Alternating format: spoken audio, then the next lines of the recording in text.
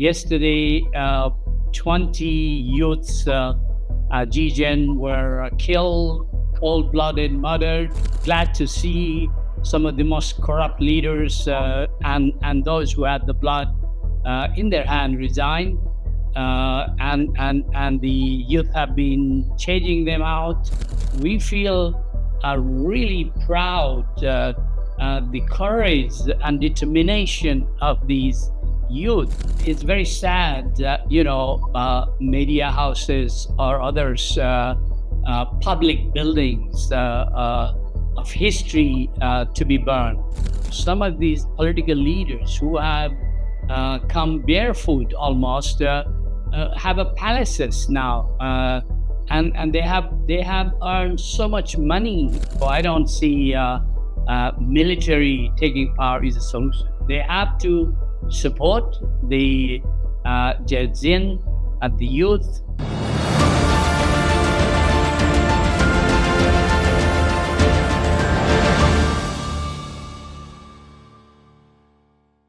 Nepal is on the boil. Protests over social media ban have turned deadly. The Prime Minister and the Home Minister both have resigned from their posts, but streets are burning as we speak. Buildings and houses have been burned down, and at least 20 people have already lost their lives. To make sense of this chaos in Nepal, we are being joined by Bishow Parajuli from Kathmandu. He's a former UN resident coordinator and UNDP representative in Myanmar and Zimbabwe. Mr. Parajuli, thank you so much for taking the time out to speak to us here at Hindustan Times. Thank you very much. Good to be again back with you. All right. Mr. Parajuli, you're speaking to us from Kathmandu. Firstly, I hope you and your family are safe. Tell us what you have seen in the last 2 days. Thank you very much. Yes, we are fine, but it has been a terrible last 2 days. Yesterday, 20 youths, G-Gen, were killed, cold-blooded, murdered by the authorities who were protesting against high and rampant corruption and social media ban. It's been extremely unfortunate and very sad. Our heart bleeds, and it has been a extremely courageous movement of the youth. Today, glad to see some of the most corrupt leaders and those who had the blood in their hand resign, and the youth have been changing them out. It's very unfortunate. Some of the landmark buildings are also set on fire. I hope normalcy will come and peace will revert, and we'll have a stable and a courageous leadership who would really put behind all these corrupt leaders and those who have been behind ordering and killing these youths and injuring 120 or more. So it's been a very sad day, but salute to the youth who have been behind this. Enough is enough on institutionalization of corruption and cartel politics. All right. At this point, given what has happened, especially today, not just yesterday, I have to ask you, do you really think all of these people out in the streets are students? Well, I have seen it. I have seen it personally. I've witnessed it. I think they have been on school uniform. They have been on college uniform. So I believe they are, I wouldn't say 100%, but majority, at least yesterday, were students. I don't know, maybe today, because we are all upset and sympathizing the youth. So many people, additional people may have joined in support of them, but they are mostly youth, and because of rampant corruption and cartel politics, in fact, the voice of democratic forces. And the future for the youth, it has been almost looking blink. All positions are filled, government positions and other by political leadership, their patronage, their choices. And we have um, almost a million, close to a million leaving country looking for jobs outside. Youths after 10 plus 2 going for universities outside. Year institutions, engineering and all that are not getting enough students because they don't see a future. And so therefore it has been brewing this situation for a while, and we feel really proud the courage and determination of these youths to bring change and set a direction for their future. Right, Mr. Parajuli, I completely understand where the students are coming from. I've been personally speaking to some of them as well. Uh, the reason I ask you this question is because speaking out against corruption or cartel politics is one thing. Burning down leaders' houses, stripping them, and thrashing them on the streets is another thing. Kathmandu Post has just put out a tweet saying that they have come under attack as well. Well, as I said, it's very sad that media houses or others, public buildings of history to be burned. But you can understand when they are angry, youth and move are angry. You don't. Sometimes they go out of control. That's why there are lots of appeals being made to be to calm down and to to take the direction forward. But also, it has been very clear some of these political leaders who have come barefoot almost have a palaces now, and they have earned so much money. It's people are questioning where does that come from. So it's the anger and basically the element of corruption. So you have seen the situation in Bangladesh, you have seen the situation in Sri Lanka and others. And in fact, people were talking about when will that happen in Nepal, and it didn't take long time to happen. And some of these political leaders have been so terribly arrogant and um, almost thinking that they are untouchable and they can do anything literally, and they have placed individuals of their patronage in all major institutions, judiciary, anti-corruption, and all constitutional bodies. So it's everything is institutionalized in terms of controlling judiciary to execution to parliament in their hand.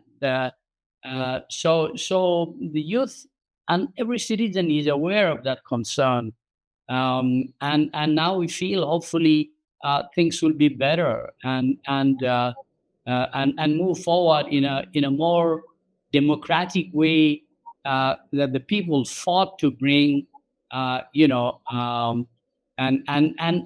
more so to create a future for the youths in the country. Not that they have to go to Middle East or run away in excuse of studying outside because they don't see a future in back home. We are hearing that the chief of staff is set to address the nation. Do you think he could declare martial law in the country? I hope not, because military is not the solution. No country with a military rule can progress. We have seen in Myanmar, we have seen in several countries in Africa.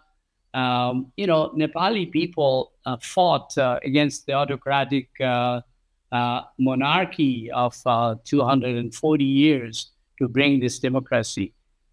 So I don't see military taking power is a solution. They have to support the Jedzin and the youth and may help to bring peace, but not in any way to have the aspiration to control the government and take over. So, do you think that there is a chance that now ex Prime Minister KP Sharma Oli might flee the country? And if so, where would he be heading? To be honest, I can't say anything about it. There are rumors he's left Kathmandu and he's gone to Pokhara or somewhere, and might go to other countries. But these are all rumors, and we don't know. I personally believe he must face the justice.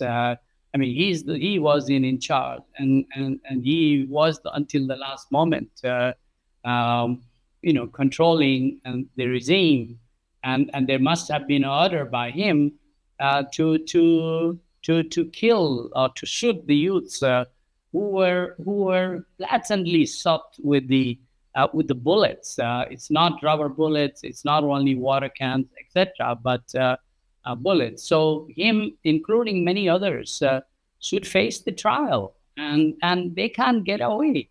They cannot. They have been responsible in holding, lots of progress, and that's what gave the hope for a new Nepal and a democratic Nepal and progressive Nepal. Right, and also some are calling for the Kathmandu mayor Balendra Shah to become the next prime minister. Tell us, where does he fit in Nepal's politics? Well, Balan has been highly respected because he is for zero corruption, and he has done a lot of work in terms of helping Kathmandu city progress, and what many things the previous mayors had never done, he has done it, and so that's why people respect those who contribute positively and not just do a lip service. But then probably he also needs to change some of his tones to be more approachable. And there are concerns people raise about he can't be reached out, etc. But on the other hand, we can give a benefit of the doubt that you will adopt, and but then there are also other potential good candidates who could lead the country. Like, for example, former Supreme Court Chief Justice Mrs. Susila Karki, highly respected, who was unduly treated by these regimes in the past, and very much clean person, and then to have many technocrats who could really contribute positively to national development without any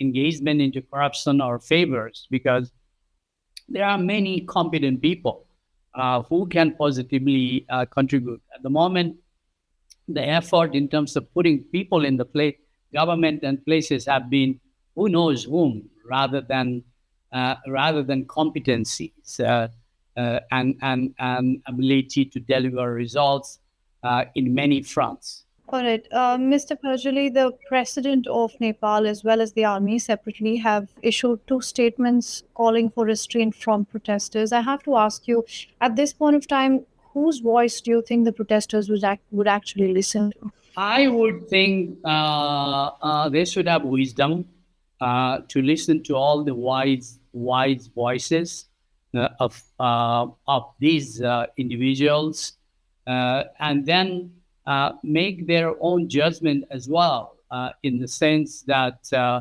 they are courageous. They are coming with not any basic interest of their own. Sometimes some of these politicians making some comments and saying things could be also manipulative, having their own advantages. But whatever it may be, the peace has to be brought.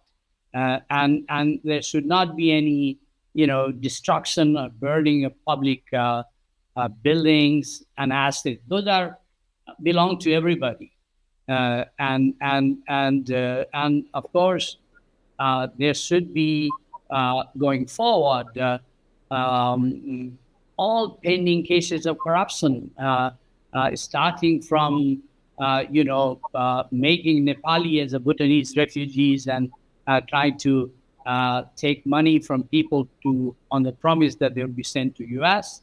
Lots of gold deals, contract deals in millions, and tax evasion from the point of view of big corporates, and then taking a deal from them, and so on and so forth. I mean, there are lots of pending cases. Those should be fully investigated, and those responsible should be brought to justice. We have so much to work on in for prosperity of Nepal, food security, agriculture, good governance, and all these institutions where these corrupt politicians have appointed their patronage should be replaced with competent and neutral and courageous individuals who would really positively stand out, and help take the country forward and fulfill the aspiration of every citizens, who fought for democracy, and the youth who have given their lives now in this demonstration. Right. If we could zoom out a little bit now, what happens in Nepal does not stay in Nepal. It reverberates across an open border, which is with India. Do you think New Delhi should be worried? I don't think New Delhi should be worried, so as many international communities. What I would say is India should not protect and patronize these corrupt individual and politicians, so as others. And India, as a good friend of Nepal, should support continuously in Nepal's progress and prosperity, and aspiration of the youth, and help in a best way possible, uh, putting Nepal's progress and prosperity forward, as a true friend of Nepal, and do maximum towards that, and help take Nepal forward as India is moving forward in many fronts, and work on hand to hand together. And for now, really, I saw a statement from the Ministry of Foreign Affairs, really sharing the sympathy and sad news for the killing, and encouraging calmness. But I would say that India, including many other developing partners of Nepal, have been watching this rampant corruption going on in Nepal for a long time. I wished they were very outspoken to stop corruption, because that has been one of the main concerns of why this thing has happened, as much as also the ban of the social media. But the concern has been is because of corruption there is no future for the youth, and they have been extremely worried, and rightly so. So as a friend, as a democratic country, India, I think it should encourage democracy. It should encourage, institutionalization in different fronts, and support the new movement, and encourage peaceful transition, and going forward. So it is.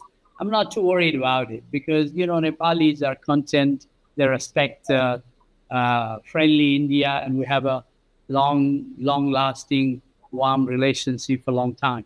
Also, I'm sensing a sort of a pattern in South Asia. First, there was Sri Lanka in 2022, you also mentioned, then Pakistan in 2023, Bangladesh in 2024, and now Nepal in 2025. We're seeing a series of youth led movements that have turned deadly and forced the leaders out. I have to ask you, how do you read this in context of South Asia? It's not only here in Southeast Asia, it's happening. I've also seen in Africa, many countries, where there is this cartel politics. I mean, we have a democracy, but it's a controlled democracy. These big parties join together and force voters to vote for one or the other. That has happened in Nepal. Now look at it. There is the coalition government. I mean, I may not like communists, but I may like comrades. But then they're working with the communists or Maoists, etc. So therefore, I think there should be a true element of democratic values respected. And the second part is obviously, which is the most crucial part, is good governance and corruption.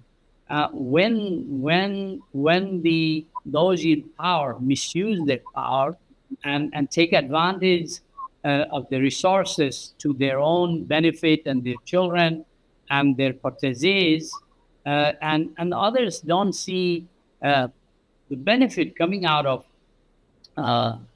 public, resources. Obviously, people boil in, and that boiling point happens one day, and that is what has happened. But the problem is, some of these leaders are so foolish and selfish. They never listen. They never listen to the voice of the people. The media has been talking about this corruption. There are articles. I wrote an op-ed on corruption issues. Nepal's cry for help, and there are concern of the farmers in terms of payment for the milk they have delivered. Hundreds of thousands of dairy farmers are waiting for payment for their milk they have delivered for last 6 months. Similarly, concern with other cases. The market availability, the support is not there, and so these things have been burning, boiling underneath, and then there is a point that it gets burst, and that's what happened in Bangladesh. Because although Bangladesh made some progress, but you can't control individuals, you can't clamp down. And remember the reservation of in civil service. That's what led to the protest of the students, and then ousting Sheikh Hasina. Sri Lanka, the same thing. The regime, the leaders had their whole family running the government and forgetting the general public, etc. Of course, there is worry in Pakistan as well. I mean, democratic leaders are put in jail, military is controlling, although it's supposed to be a democratic country. I mean, I'm sure there will be a day that the people will say enough is enough. And I've seen several times it's happening in a number of African countries. West Africa, you take it. Southern Africa, you take it. So. All right, Mr. Parajuli, thank you so much for your time. It's been a pleasure speaking to you, and I hope you stay safe. So does your family. Thank you very much.